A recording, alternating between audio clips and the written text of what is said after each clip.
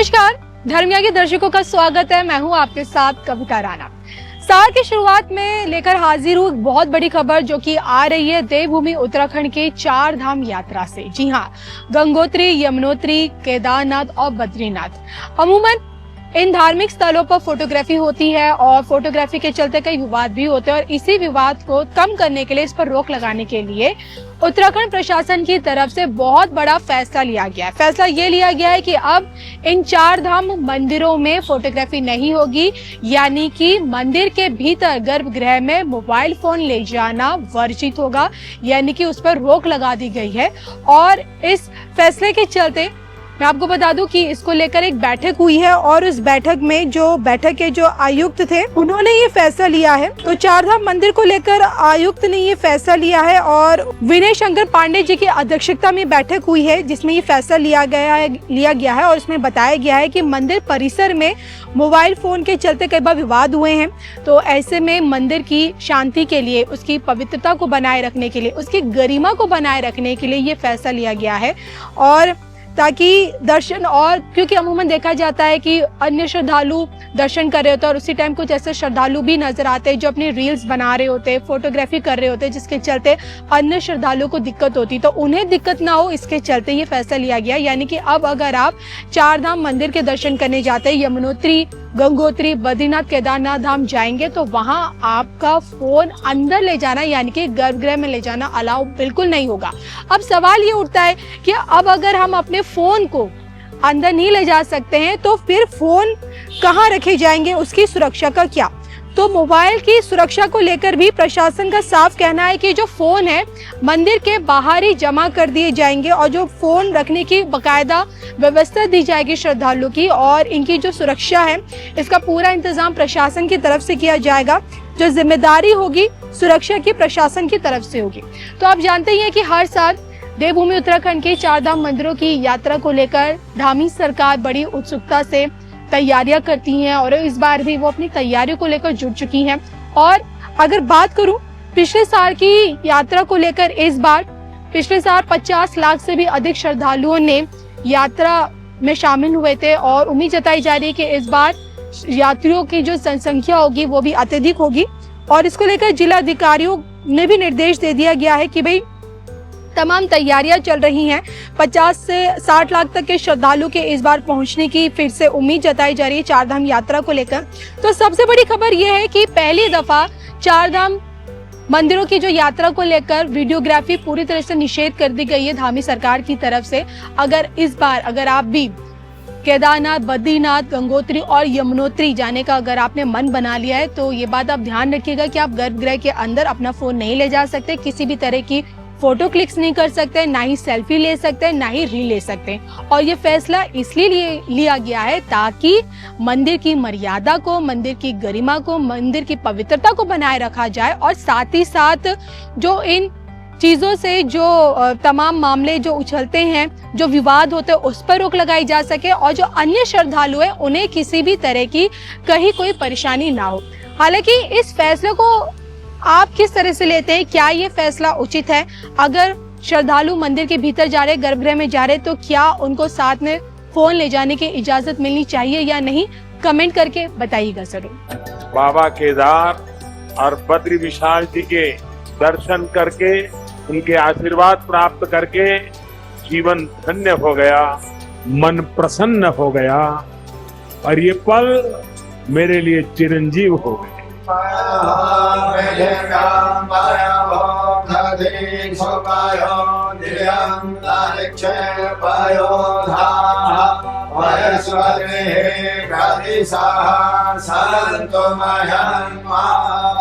ओम असोरसाम्रो अरुणोदकप्रभ सुमंगलः जय जय नघं रुद्रा अवेदो दिक्षसेता। बाबा के सानिध्य में, बाबा के आदेश से, बाबा की कृपा से ये दशक उत्तराखंड का दशक हो। अच्छा, आपके मन में क्या लगता है? पहले भी काम किया होगा, मजदूरी पहले भी की होगी और यहाँ मजदूरी कर रहे हैं, क्या फर्क लगता है? यहाँ बहुत अच्छा लगा। यहाँ तो बाबा के कारण थकान ही नहीं लगती और जो इतने लोग आते होंगे आपकी तारीफ भी करते होंगे। बहुत ज्यादा।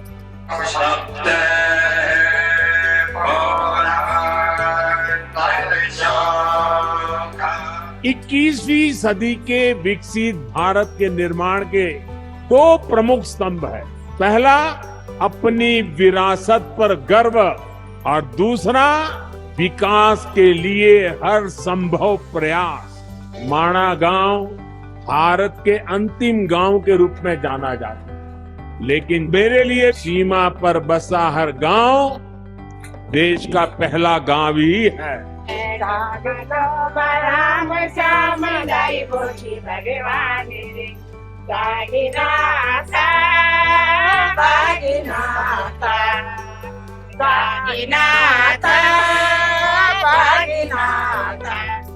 जय बद्री विशाल, जय बद्री विशाल, जय बाबा केदार, जय बाबा केदार।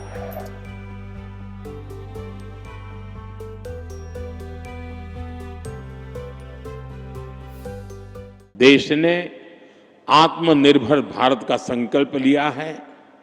इसका रास्ता वोकल फॉर लोकल से तय होगा। उत्तराखंड इस विजन को हमेशा से जीता आया है।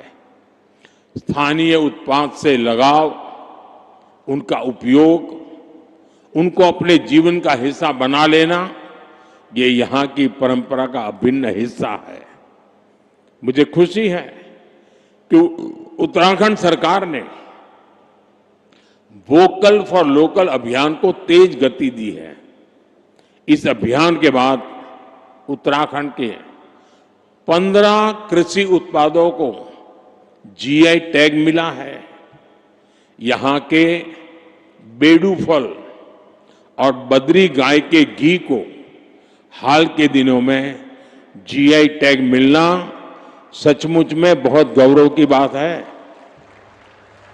बद्री गाय का घी पहाड़ के हर घर की शान है। अब बेडू पहाड़ के गांवों से निकलकर बाहर के बाजारों तक पहुंच रहा है। इससे बने उत्पादों पर अब जीआई टैग लगा होगा। वो उत्पाद जहां भी जाएगा अपने साथ उत्तराखंड की पहचान भी लेकर जाएगा। ऐसे ही जीआई टैग वाले प्रोडक्ट्स को हमें देश के घर घर पहुंचाना है।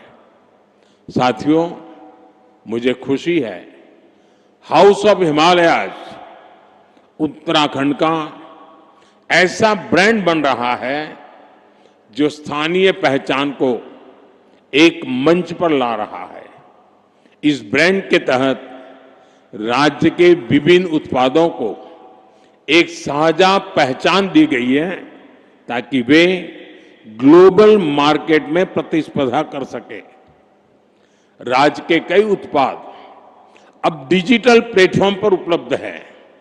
इससे ग्राहकों तक उनकी सीधी पहुंच बनी है और किसानों, कारीगरों और छोटे उद्यमियों के लिए एक नया बाजार खुला है। हाउस ऑफ हिमालयाज की ब्रांडिंग के लिए भी आपको नई ऊर्जा के साथ जुटना है।